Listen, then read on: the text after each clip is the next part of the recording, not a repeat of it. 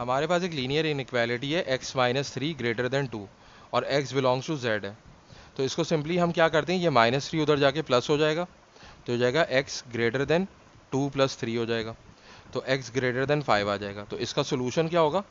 इसका सोल्यूशन ये होगा हमारे पास, यानी कि वो सारे के सारे इंटीजर्स आएंगे जो 5 से बड़े होंगे, क्योंकि x जो है वो किससे बिलोंग करता है, इंटीजर से बिलोंग करता है। तो 5 से बड़ा इंटीजर क्या होता है, 6 होता है, 7 होता है, 8 होता है, और ये इस तरीके से हमारे पास ये सोल्यूशन आ जाएगा। अब यही इनइक्वालिटी अगर ऐसे लिखी होती, x minus three greater than और इक्वल टू टू और x बिलोंग्स टू z होता, तो हमारे पास क्या हो जाता, ये जो है माइनस थ्री उधर जाके प्लस हो जाएगा, तो x ग्रेटर देन और इक्वल टू फाइव आ जाएगा। तो अब जो है हमारे पास जो सेट होगा उसके अंदर 5 भी शामिल होगा, क्योंकि यहाँ पे क्या है, ग्रेटर देन और इक्वल टू, यानी कि x जो है वो 5 से बड़ा भी हो सकता है या वो 5 के इक्वल भी हो सकता है। ये जो हमने यहाँ पे ये इक्वालिटी का निशान लगाया है, तो हम क्या करेंगे, यहाँ पे x की वैल्यू 5 भी लेंगे और 5 से बड़ी वैल्यूज़ भी लेंगे, यानी कि 5, 6, 7, 8, और ये इस तरह सेट आगे चलता रहेगा।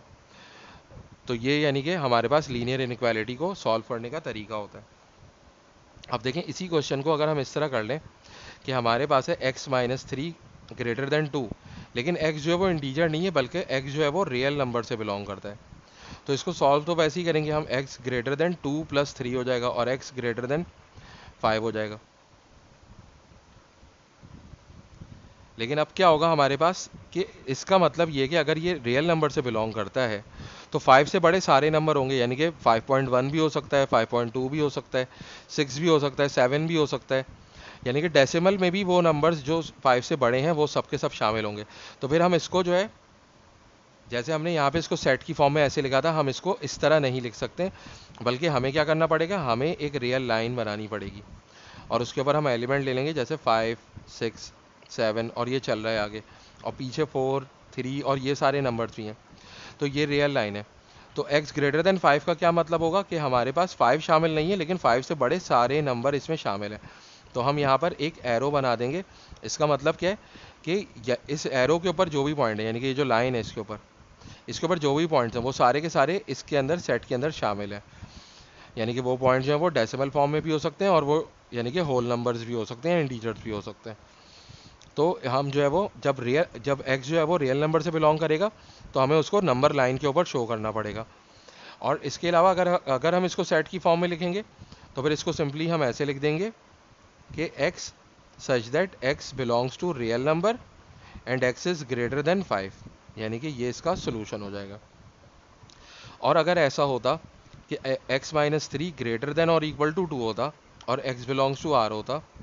तो भी हम इसको इसी तरह सॉल्व करते, ग्रेटर देन और इक्वल टू